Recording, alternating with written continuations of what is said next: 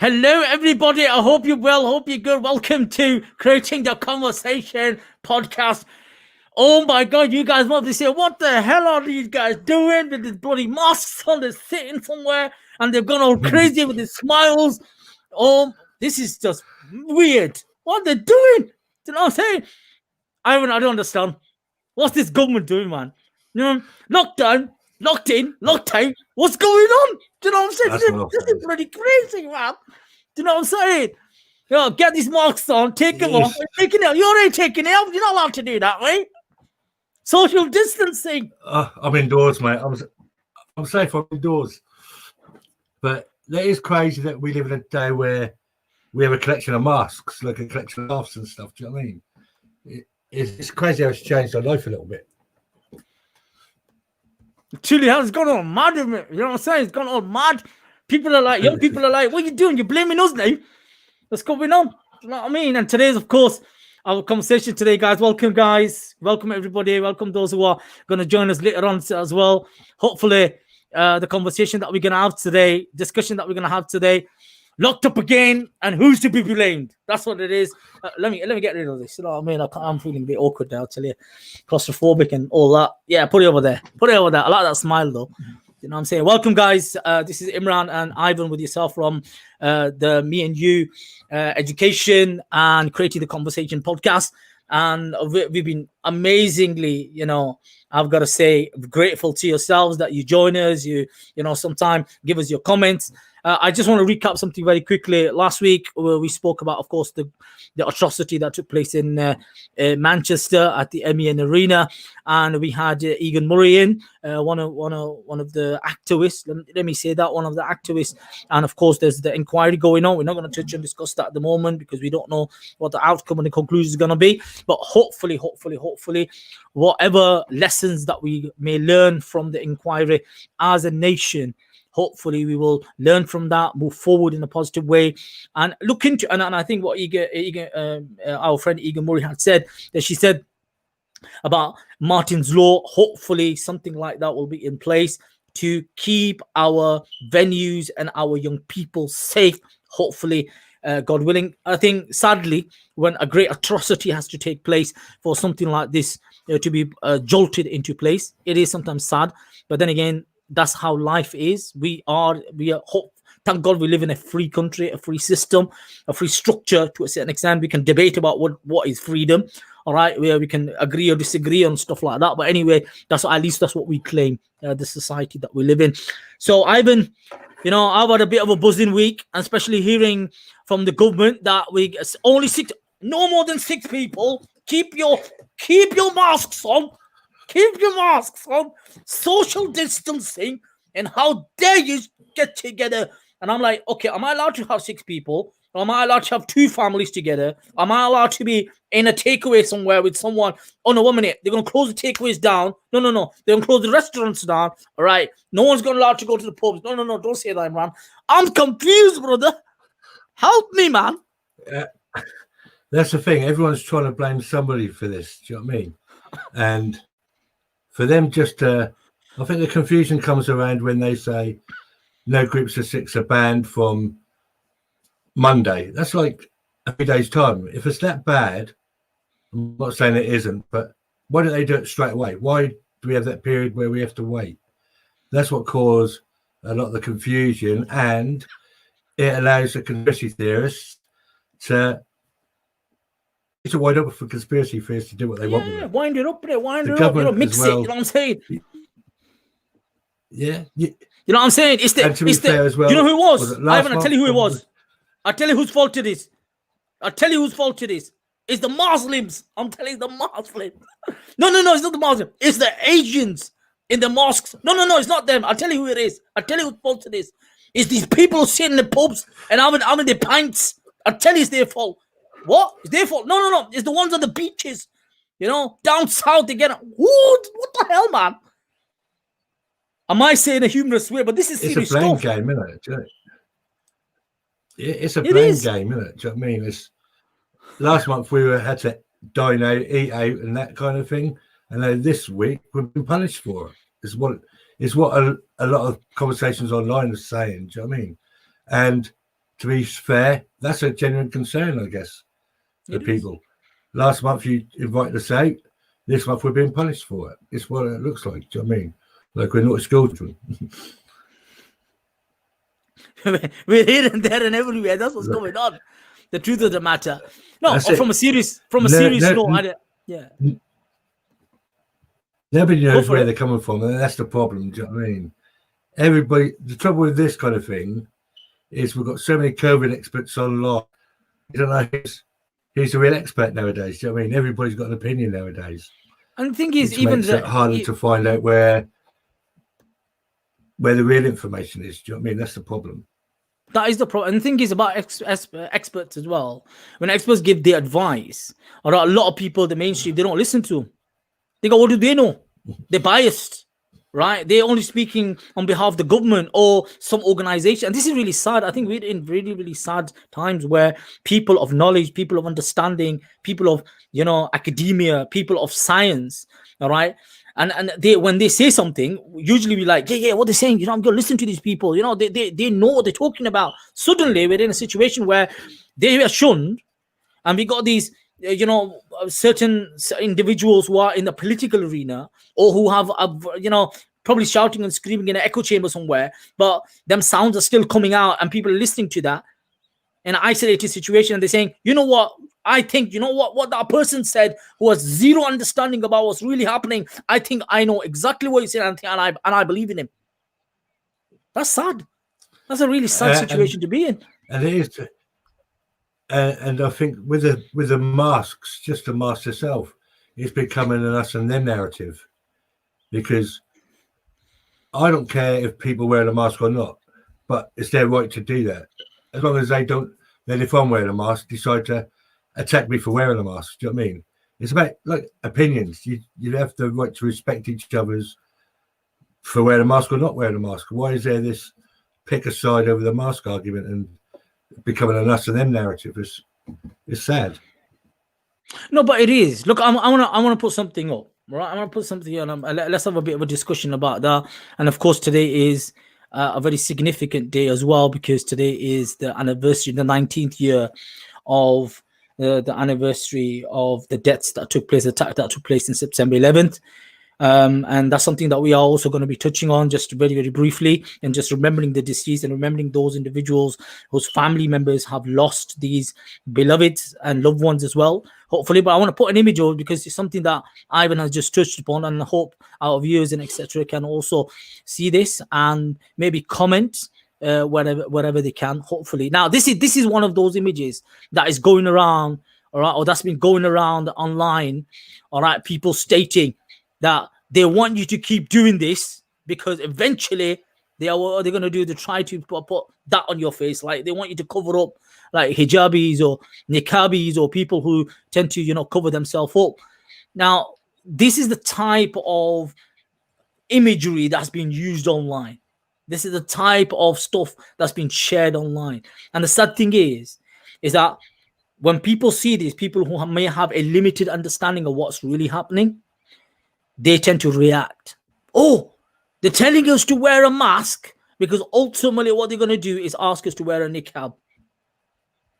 Okay, to a person who's listening to this, it might sound preposterous. But Ivan, come on, Ivan, tell me what's going on. What is this? Are they trying to make everybody Muslim? Nah, it's not like it's that fear factor. They want to build on the fear and build on the anti-Muslim narrative out there. And this COVID's been quite a perfect example how they've been able to latch onto something like that and then project it into their own agenda towards Muslims still. It's never going to happen like that. Do you know what I mean? They're not making you wear a mask because you're going to become Muslim. It just reinforces their point about the Islamification of the UK. Do you know what I mean? That this is the end goal, but it's nothing like that. But like you say, there's, especially during the lockdown period, a lot of people have been sitting online, just sitting there for 3 or 4 months. Do you know what I mean? So some people will be sucked in by this. I think this image was shared about 5,000 times. Wow. So that's kind of like 5,000 people who probably don't agree with it, but they shared it because it made a little bit of sense to them. See, that's the thing, isn't it? Because when an image like this goes around, of course, ultimately people will make their own conclusion. Now, if they're already on the edge, if they're already saying, yeah, you know, the halal meat and this and that and everything, and they're taking over our towns and they're taking over our cities, right? And how dare they do this? Don't they know this is Britain, England? Yeah, that's true. But you called us here. Don't forget your history.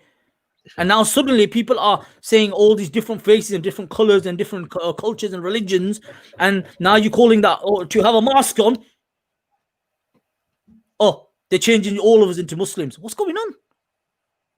Ivan, give me something, it's man. funny that it's like that mask thing, right? I remember when I first started going to London 3 or 4 years ago in the work we were doing. And there used to be quite a few people walking around with masks then. They weren't being told to do it or nothing. It's a free choice. Do you know what I mean? And now all of a sudden, because I think people feel as if they're being told to do something, and a lot of people don't like being told what to do. I still think lockdown is the biggest problem here. Do you know what I mean? Because you're not being able to go anywhere to ask the right questions. It's mainly involved in an echo chamber or a certain group of friends that probably share the same idea as you. Maybe some might be a bit further along that line. So memes are the easiest way to hook people in. Britain First were good at that on their page when they're around on Facebook. The puppy, celebrity, the little hook just to get people to share something, and then the next 3 or 4 posts would have an anti-Muslim narrative against it. Then it'd be another puppy or something. It's just hooks. And It is. It's COVID and all the that's it. And the conspiracy theories have made this the perfect playground for radicalizers. Do you know what I mean? All that confusion is so easy to twist it to the agenda you want. And that's the issue, really, because these extremist organizations, these particular groups, that's what they look at. They're looking at marginalized narratives, all right, to demonize a majority of a community or a substantial amount of numbers of percentage of community. And the sad thing is, see, the people don't realize this. That image that we just put up, all right, per se, okay, there's just a lady with a mask on, one more mask on, all right, which is a requirement within law at the moment to wear in public spaces and when you're traveling in public transport and etc. When you go into shops, and some people are also wearing it on the streets. Now the thing is this is a requirement. Now you've taken this to ultimately say, oh, don't start this, don't save yourself, don't protect yourself, because ultimately they want you to be the lady at the bottom. They want you to become like this lady at the bottom. 1 minute. Why is that so demonized? Why is so much fear that has been created that suddenly if you look like this, that's a problem? I don't get it. Do you understand? And I think this is really to be fair, just added a go for it, mate. Just add a point to that, because I've watched social media quite a bit this week. I've took part in a few conversations. It's the way the media. I hate keeping the media, but when the media put out this thing about the new lockdown restrictions, they used a picture of Muslims again. They did, and maybe that paints that portrays that negative picture that maybe, well, it does. It gives the far right and people like that, extremist groups, the evidence that they, or the justification they need to say, look at the picture. Why are they using Muslim pictures? It's easy to manipulate people because of lockdown at the minute. It is. And I think that's the thing. Our mainstream, the thing is, media itself is a tool. Let's get that straight. It's the individuals and the people and the certain ideologies which are behind that particular tool, how they use that particular tool. Now, this particular tool can be used in a positive way, but it's being used as a negative way to demonize, to marginalize, to create hate about a particular community of people. Now, we're not only saying about Muslims. We're talking about, at the moment, we talk about BLM. It might be only black people from the black community, right? From Africa or from other parts of the world, coming from the West Indies and etc. Even the narrative that you see at this moment in time with the media, you see, 1 minute, what are you doing? Why are you fueling the fire?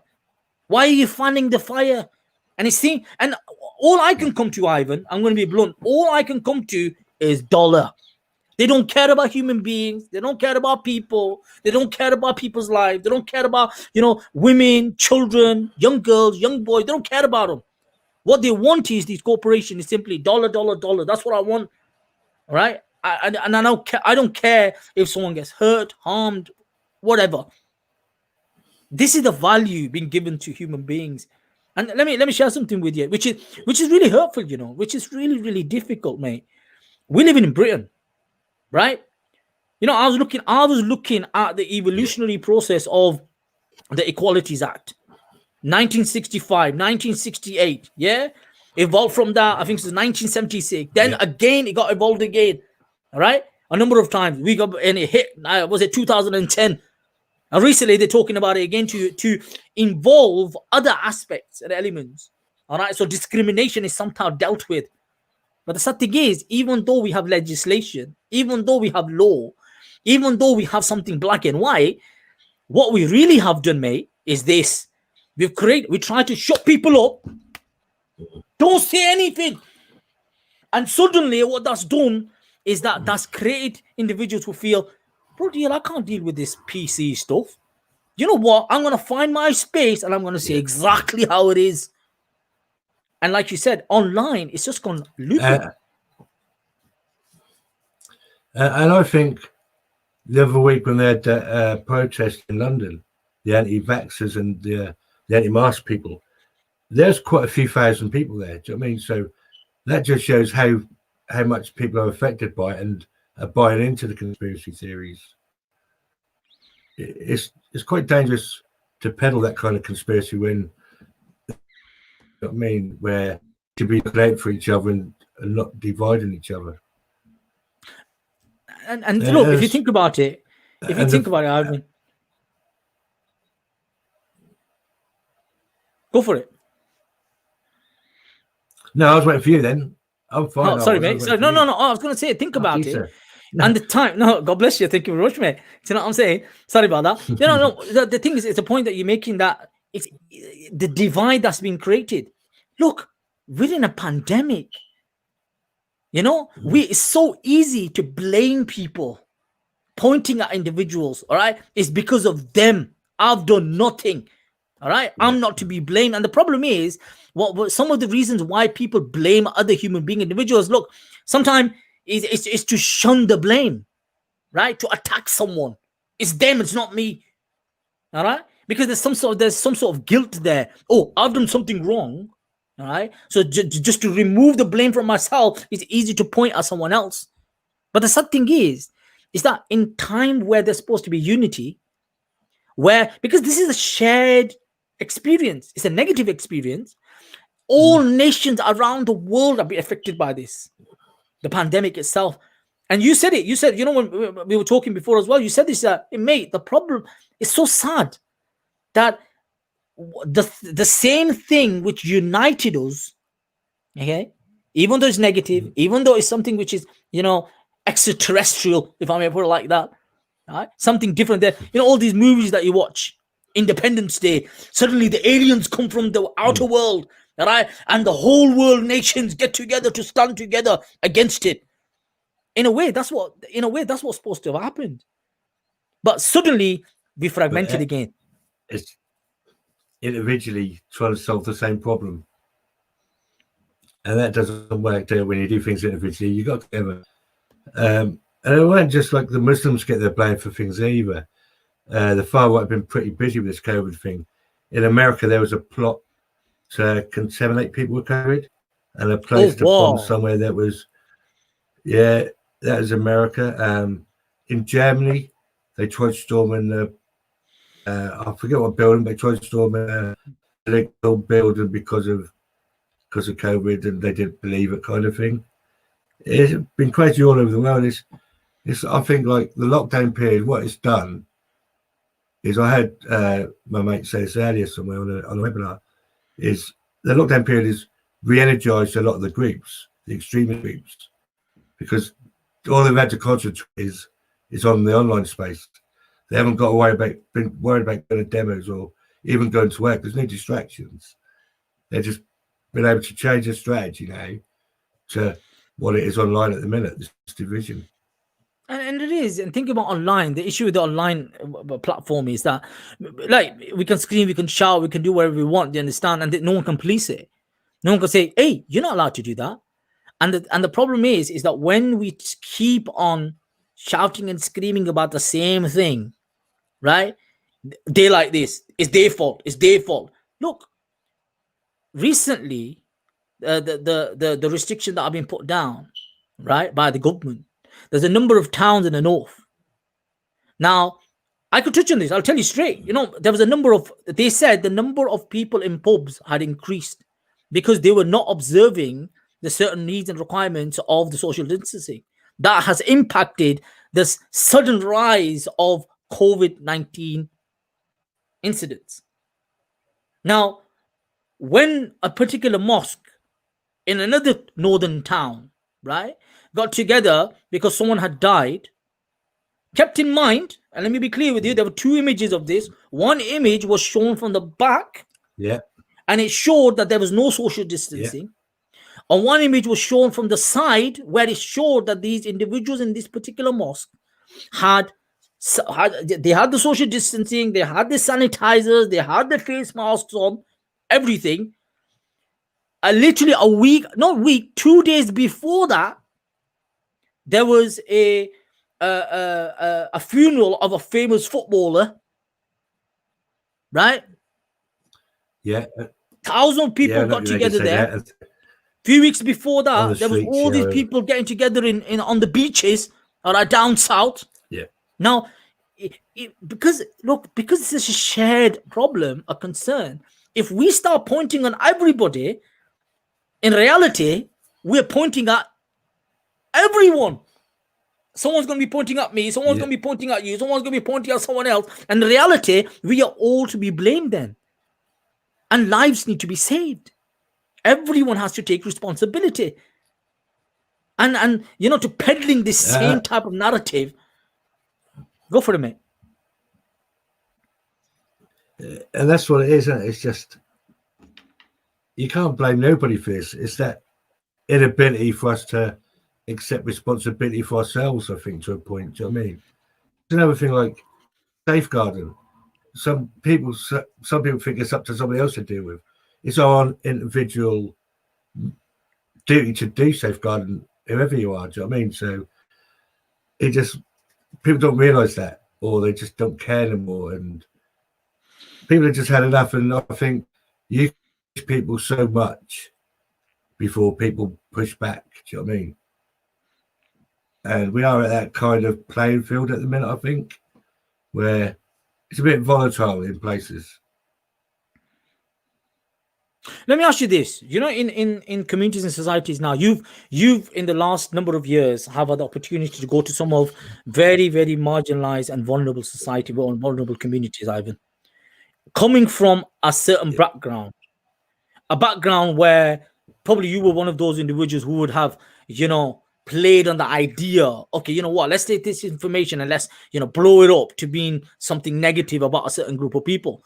Now you meet these people, you meet Muslims, you meet, Muslim women, you meet Muslim kids, you meet Muslim elderly men, right? You go to these places. Ivan, come on. You see it firsthand. Yeah. What do they say to you? I see a different side that most people. Nothing but nice stuff. Do you know what I mean? I've never been. Nobody's ever offended me, and I think one of the biggest questions people ask me, they must have asked you to convert. Never on my journey has any Muslim tried to convert me or anything. No. They're not bothered who I am. It's about what religion I am. It's character. They go character, I think, more than anything else.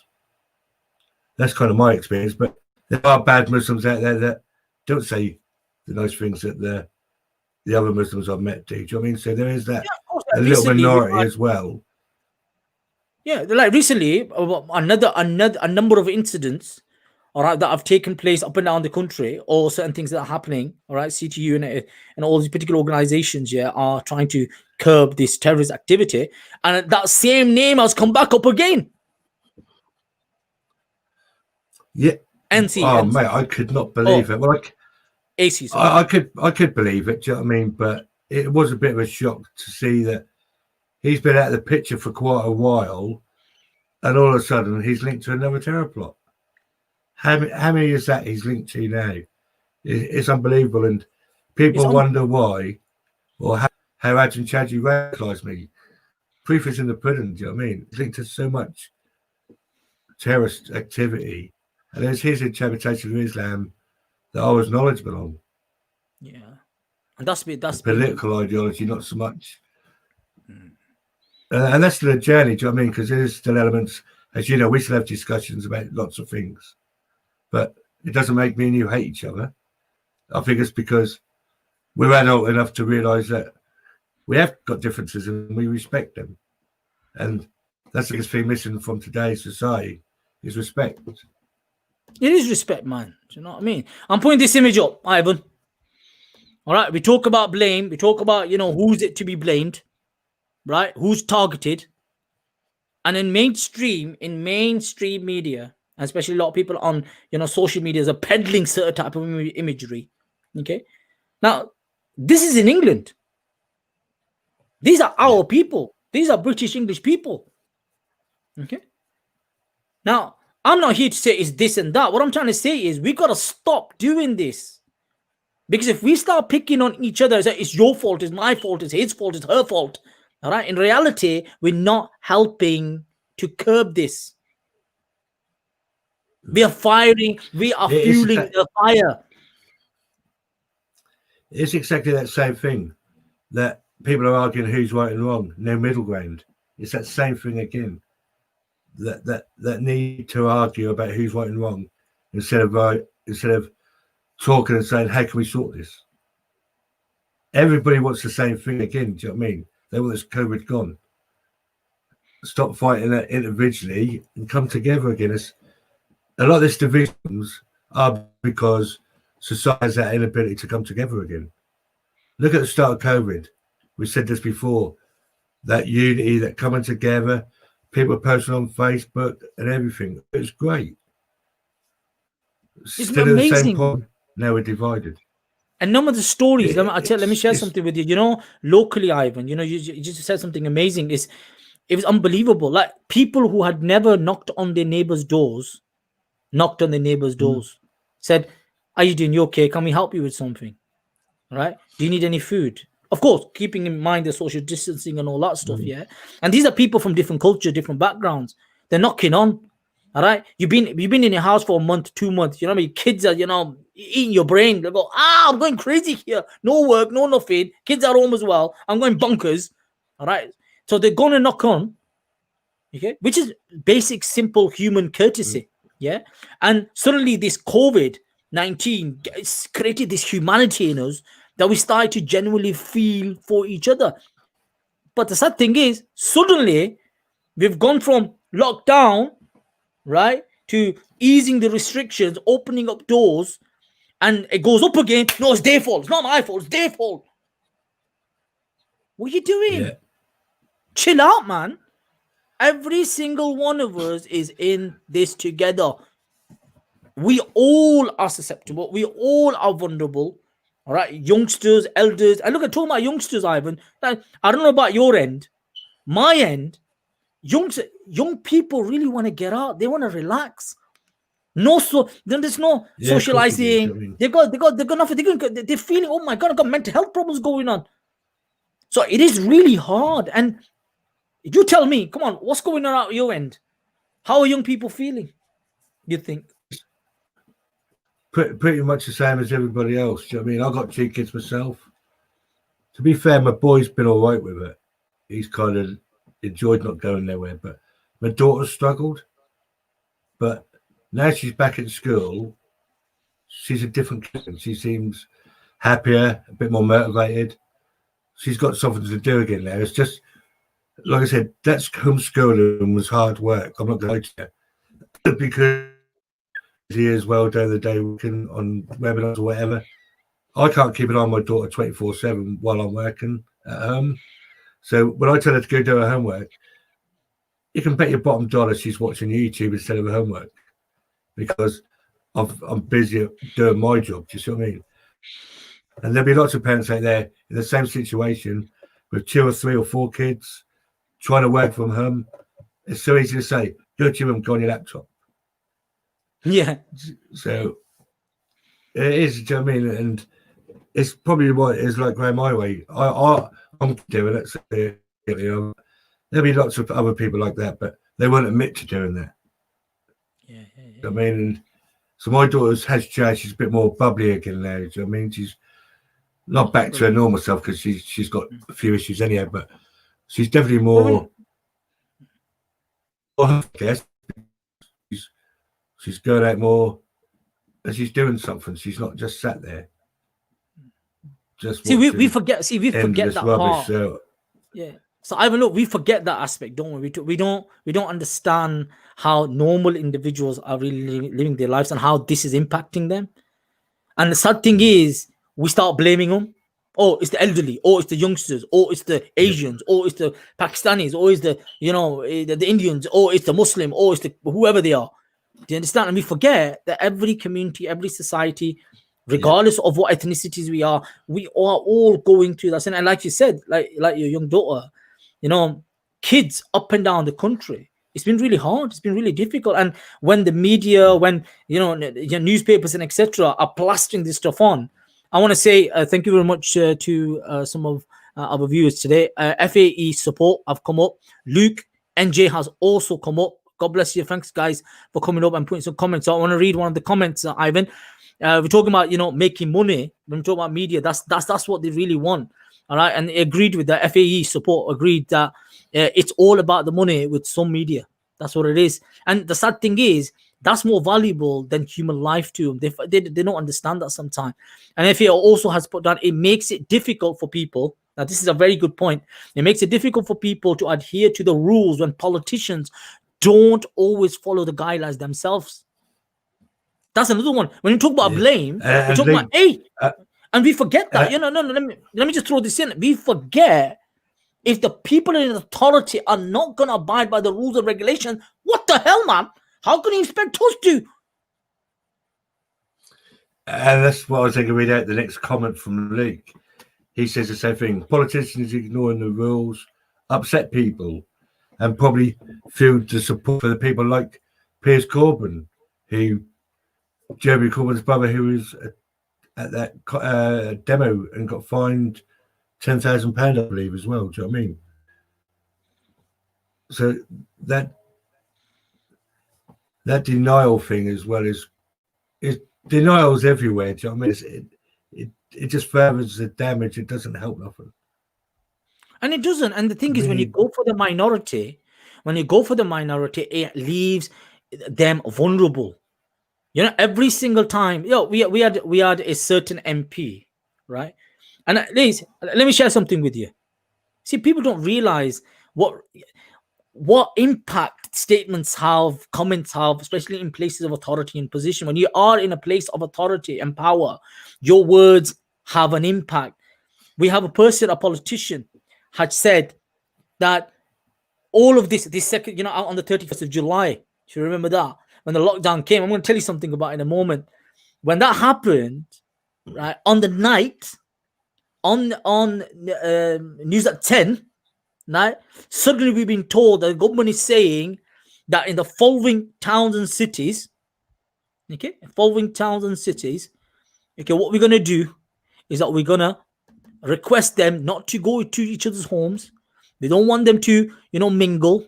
We don't want them to engage, right? And a lot of these towns, okay, are within central towns and cities. They're predominantly Asian. And this so-called politician on a mainstream, platform says, "Oh, is these Asian to be blamed?" And let me share something with you. Straight after that, the increase in hate around certain areas, towards Asians and towards these, demographics of individuals increased.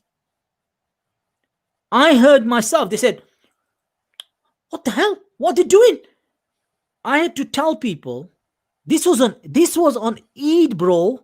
Eid, the eve of Eid, this happened. Yeah. And I said to my community, people that I would meet, my family members, my friends, I said it straight to them. I go, damn, we have to observe this. But they go, well, I went out where I work. Some of the guys were saying, yeah, from the mainstream community, they were saying, "Oh, look at these Asians! They get together, they do this, they do that. Because of that, they locked us down again, and blah blah."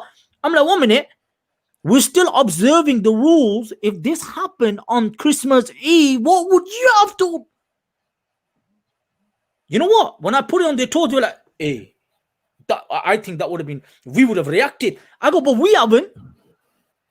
We've not screamed, we've not shouted, we've not gone out, say blah blah. Not saying it didn't happen. It happened in Manchester on Wimmy Road as well, and that was wrong. Some young men and women got together, and what happened with the police was utterly wrong. But the majority of people, that's what I'm trying to say. It's the vulnerable majority that get the blame for the stupidity of a few. What are you saying, Ivan? That's always the way. The minority is always the loudest voice. The minority always the loudest voice. Yes. In whatever subject we talk about. And that's a sad fact. Minority causes the most trouble, and that's the voice we listen to more than the majority. It's just tragic how we've got to this point in time. Do you know what I mean? It is sad. Do you know what I mean? Like I said, a few weeks ago, everyone was helping each other. I didn't care who you were. You were talking to strangers. You were talking to anybody. Do you know what I mean? You were helping anybody. And now we're blaming each other just a few weeks later. Yeah. Look, and there's everyone. There's no easy solutions either. No, but look, Ivan. Look, I really want to share this, and I think on a genuine human level, right? Let's get this straight. We're in difficult times. We're in testing times, guys. And we're in a country. In a lot of ways, thank God we have fairly free lives. I can practice my faith. I can practice my religion. I can go to the mosque. I could do all of them, essentials and important aspects of my culture, my background, my faith. You have the same, right? You can go to your pub. You can go to your church. You can go to your synagogue. You can go to whatever you want to go. You go. You do that. And this is the flexibility to a certain extent in this country. We can argue, all right, till the cows come home about what's the reality of that, what the historical context is, and historically what has happened. We can discuss that, and we will discuss that, and that's important to understand the contemporary. It is important to the historical context. But the thing is, it's so easy for us to point at people, and especially in these times, in testing difficult times, we got to be very, very careful, man, because we are all vulnerable, aren't we, Ivan, mate? Yeah, all of us are. Do you know what I mean? It's just like even friends have fell out with friends over COVID conspiracies. Do you know what I mean? And families are arguing. I've seen that with a couple of friends. Do you know what I mean? It'd be good if we could wake up tomorrow and it would be gone. But the division won't be gone. That's the problem. That's the problem. Even when COVID's gone, the division still. I think, sadly, if COVID was gone tomorrow, this division isn't going to disappear as well. It's there now for a little while. Do you know what I mean? Until the next thing come along or something. Do you know what I mean? And that's the sad thing. Is this division's here now for a while. Do you know what I mean? Yeah. And like I said, if COVID disappeared tomorrow, we'd still be having these conversations for months. If not, possibly, if we're realistic, this isn't a quick division thing. This isn't a plaster. This is hard work. Do you know what I mean? This is genuinely hard work. We've stuck plasters on open wounds for too many years. Now it's time to get serious and start operating to bring things together.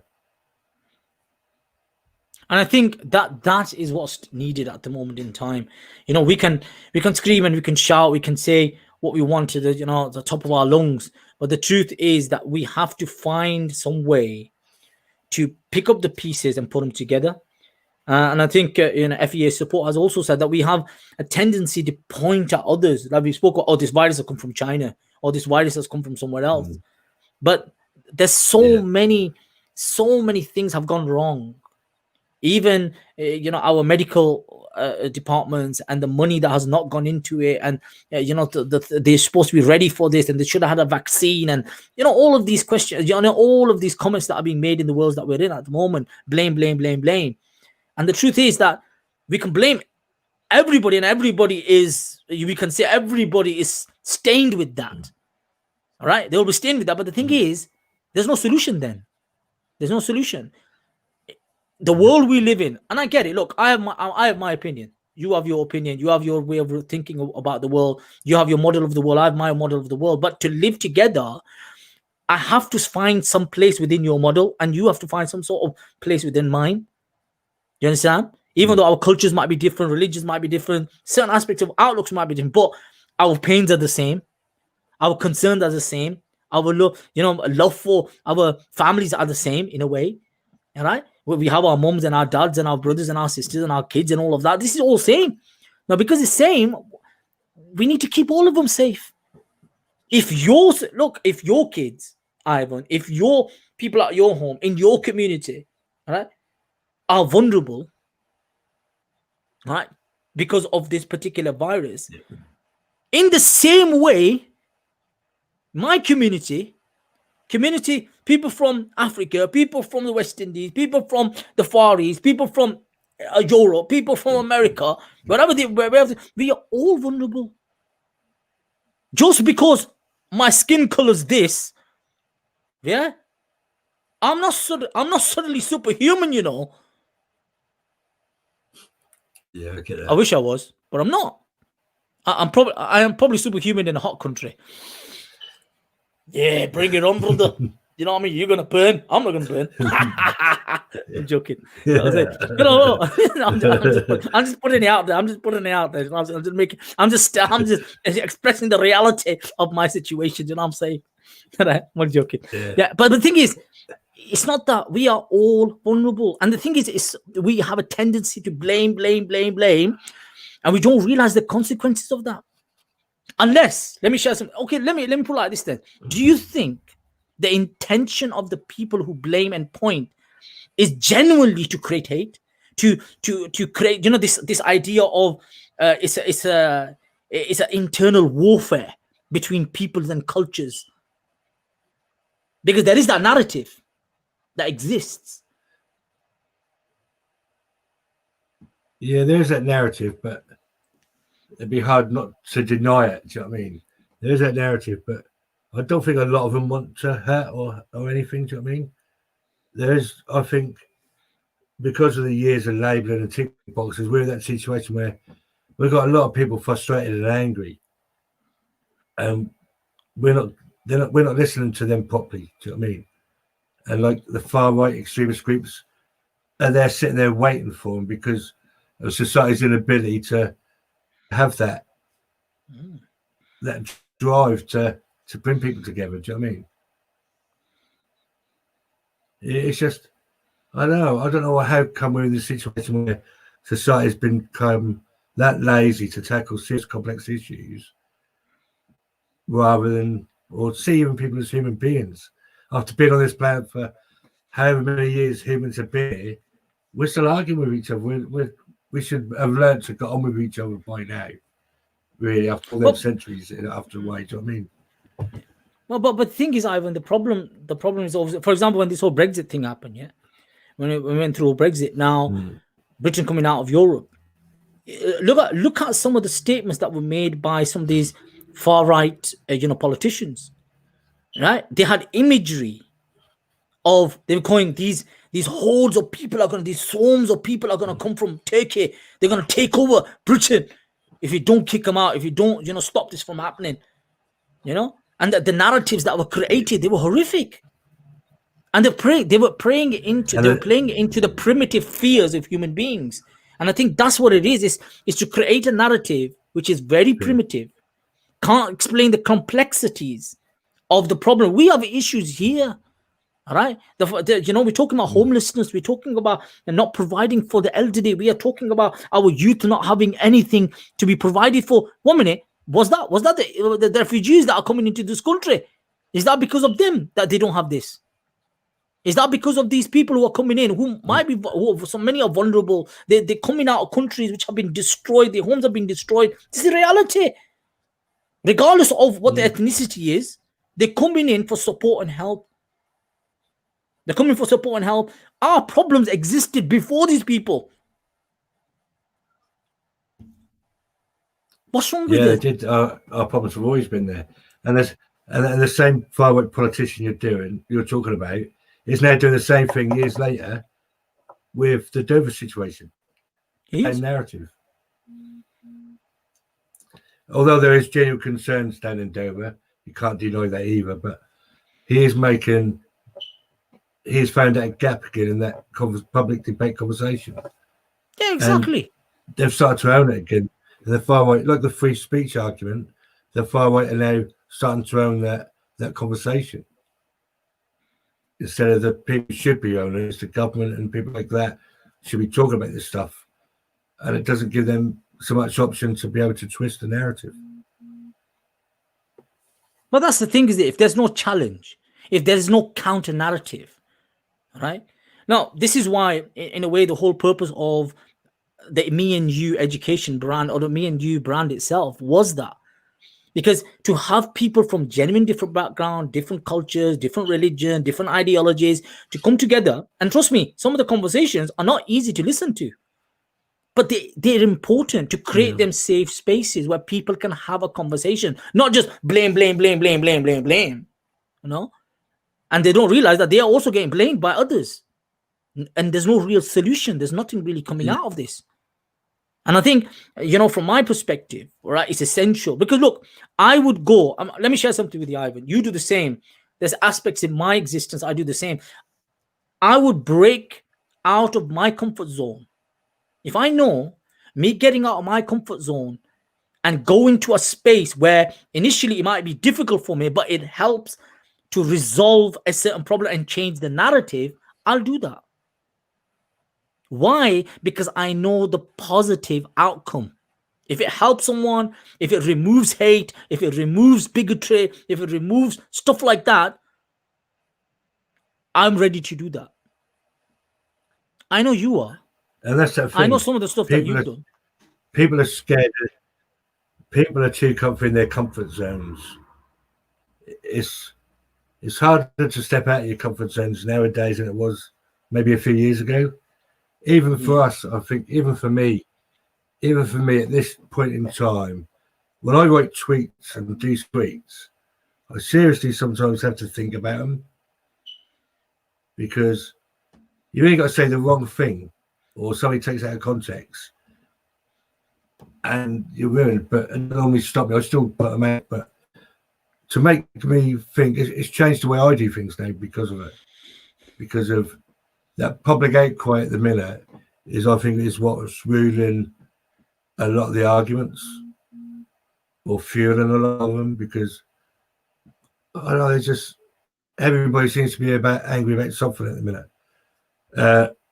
Just for provocation's sake, maybe was it yesterday or today, the Winston Churchill statue was graffitied again. There's no real need to do that now. It was the climate protesters. So for me, looking at that with my experience of my past, I'd see that as like vacation, because the far right worships Winston Churchill. It's just as if they're provoking each other now, the groups and everything. I just feel that, it's just testing times, very testing times. It is, but look, at the same time, Ivan, there's another thing. And this is something that we do talk about when we do our workshops, when we go into schools, when we go into, certain setups, that knowing your history is important. Now, the victim of a particular attack remembers the attack. Many times the abuser or the bully forgets that they've done something to someone. People forget that. That's what the studies show. Studies show, unless there's no real reflection, for example, someone's killed someone. I know there are people inside who are murderers, who have post-traumatic stress disorder, all because of the the killing that they've done, because it's not natural to do that. It's not a natural human, trait to go around killing people. It's not, right? It's not part of human nature, right? Now, so they are burdened with this state of mind, yeah, mental health, as you would say, mental state. But the thing is, but even though they have that, there are also individuals, right? You got to forgive me. My frame of thought has just been left me. I mean, I was gonna mention something, is I think which was definitely gonna hold that ground. But the thing was that ultimately it's about this, that there is a negative impact of the negativity that's expressed upon others. Right? We forget that bit. We completely forget that bit. We forget that in the world that we live in, when we do wrong to someone, it does leave an impact on us, because we have a shared experience of humanity with each other. Go for it, Ivan. Yeah, I think a lot of it is shared history as well. We talk enough about our shared history. I remember when I was in the far right and the EDL or whatever, I used to be all for the troops, and every year I put something up. But it was when I went to the First World War battlegrounds in France that I really learned about our shared history. And it's like that us and them 100 years ago wasn't there either. Do you know what I mean? Jews and Muslims were buried next to each other. The graveyards were mixed. It just seems like we're in this vicious circle all the time. We get somewhere there's some happy medium, and then because we're in the circles where we're in this division again. We just can't seem to break out of that lifetime circle we seem to be in. There's a little lull in the pain, but then the pain comes back twice as bad later on. No, because we're not really dealing. But the problem is we're not really dealing with the problem. Now look at this. This is the point I was trying to make, that when we talked about Churchill, even though Churchill himself, as an individual, as a politician, especially at the time of a prime minister of war and this and that, he's well known, he's revered, he's honored. But people forget that those victims of his statements do exist. There's stuff that he has done and said which it was problematic, right? Now, as a people, we can't just be blinded of that. We should be aware of that, because that leaves an impact. Now, if for example, look, Ivan, you and I don't have a real conversation around the reality of a situation. For example, the famine of Bengal, for example, we can discuss that, what really happened, and it was man-made. It was man-made. All the historians have clearly stated that it's man-made, and Churchill had a massive hand in that. And some of the statements that he said, they're so abhorrent, I don't even want to say them. Some of the stuff that he said was shocking. But what I'm saying is, even then, he's one very important politician for this country. Okay? I get historically, but it's important to teach that side of him. Then there is a balanced understanding of who this guy is. By doing that, that's our history. That's dealing with the problem. And then saying, you know what? Oh my God, we're not going to do that again. We don't discuss colonialism. We don't discuss, slave trade. What happened about transatlantic slave trade? We don't discuss imperialism. We don't discuss these things. And we think, you know what? Oh, some people are shouting and screaming. Just shut them up, demonize them, right? Shut up. You don't know what you're talking about. You worse than everybody else. You just get a small bandage and you just stick it on top so people can't see him anymore.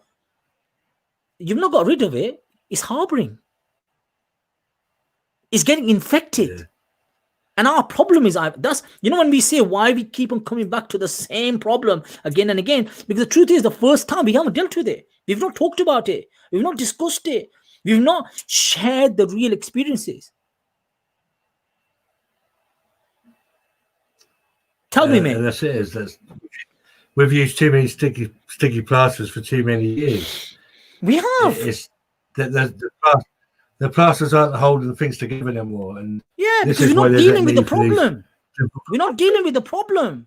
I think, and it is, we do need them difficult conversations. But like we always say, that difficult conversation it's quite easy to have, really. It's the listening that's the hardest part, because you're going to hear it's going to go against everything you believe in. But you've got to listen to it to be able to challenge it, or to be able to find that common ground, or that middle ground that you can work together on. That's right. Too many people are doing things individually, and this is on every subject we could talk about. We'd still end up at this point, that inability to talk to each other. Luke, what do you mean? Luke, what do you mean by saying your sticky plaster illustration? What do you think of no platforming? Because then we can deal with that. What do you mean by that? What do you think of? They think, what is it? What do you think about no platforming? Is that the same as deplatforming? I'm not a fan of that myself, but I get the positives that it takes the message away from the masses. But I also realise that deplatforming fuels extremism twice as quick because of other dodgy platforms. Right. Yeah, I think I'm kind of right. Yeah, so like from university media, I get that. Yeah, the cancel culture. Yeah, I call it a pick a side culture, but yeah, what's it? I think that is good.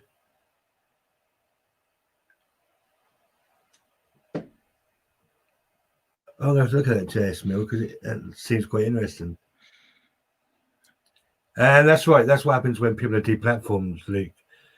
It's dangerous because they go to platforms where their ideas aren't challenged, or you know yourself from our conversations before. And even just one more thing on deplatforming quickly. When we platform people like Tommy Robinson, Britain First, everyone thought their message would die and go away. The last couple of weeks, Britain First, Tommy Robinson have all been trending on Twitter. So the deplatform hasn't stopped their message getting out. They're still there, and they're still trending on the platforms that they were banned from. And they found another place. It doesn't make sense. And the other place they find is darker and deeper. And like Luke says as well, there's no option to challenge or talk to these people because they're not interested. They don't want to hear you. The thing is, we all want a boogeyman, isn't it? That's what we're doing. So when we say, "Oh, it's them," that pushes them away. They get off a certain platform. They'll find another echo chamber. They'll go and scream and shout there. And I think having certain platforms like this, where we are ready to at least converse, discuss openly, say, "Look, guys, come on, let's have a chat. Let's have a discussion." Okay? We might not like each other. We might be ready to blame each other for whatever it is. COVID this, COVID that. It's about the Pakistanis, it's about the Asians, it's about the Indians, it's about the Muslim, whoever they are. All right. And I think that type of discussion, conversation, it doesn't really get you anywhere. It needs to be real. It has to be raw and real. And as me and you education, without that is the bottom ethos and main objective of this particular organization, to have them conversation, have them discussions, all right, on platforms where people genuinely feel safe. They don't feel demonized. They don't feel that they're going to be targeted and felt that they're going to be undermined, right? Guys, it's been an awesome opportunity to discuss today about, of course, the lockdown has come down again. And at the same, we've been put down another number of different restrictions have been put on us. And again, of course, it is difficult, it is problematic, but it's shared. And I think that's something that we need to respect and we need to honor.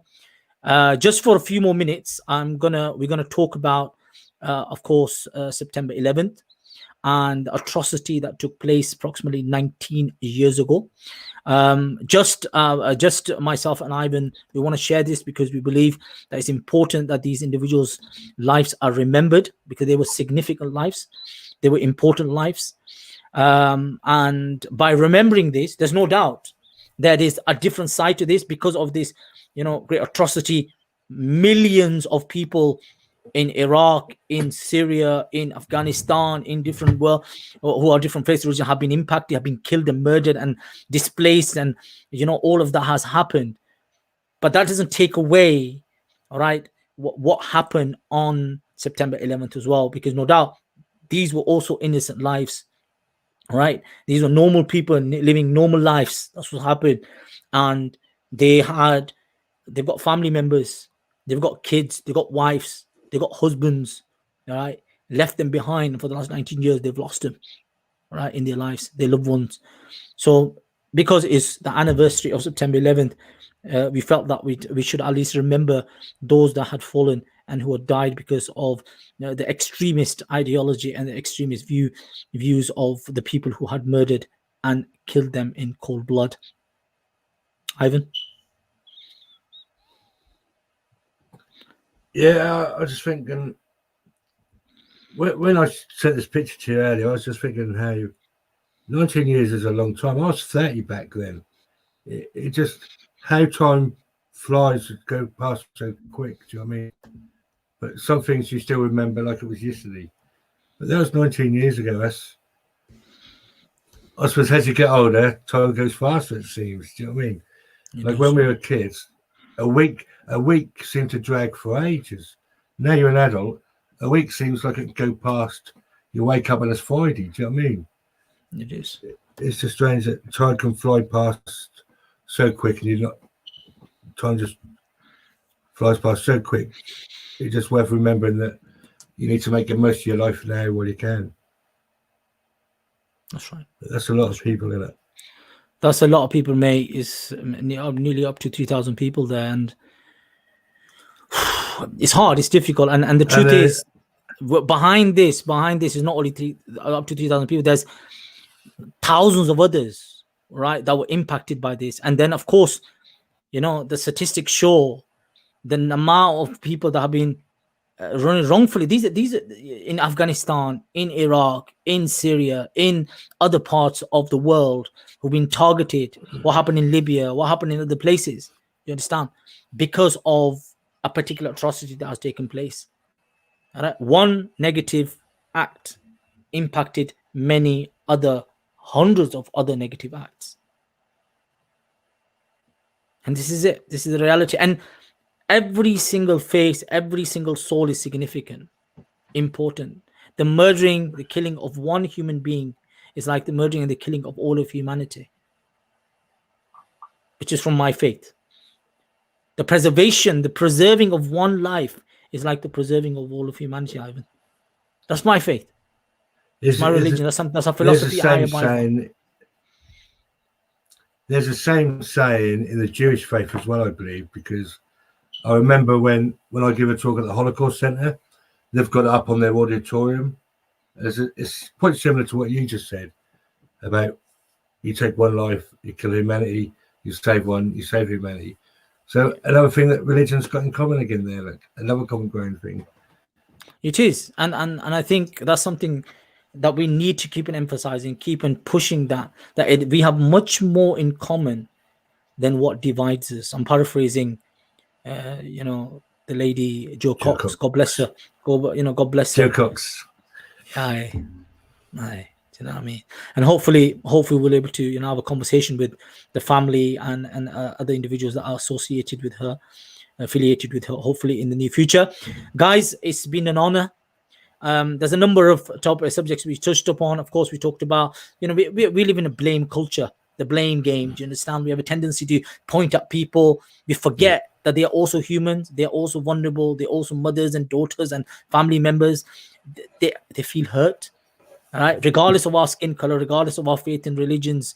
All right, there's so much. If I pull the skin off underneath, I'm exactly the same as you.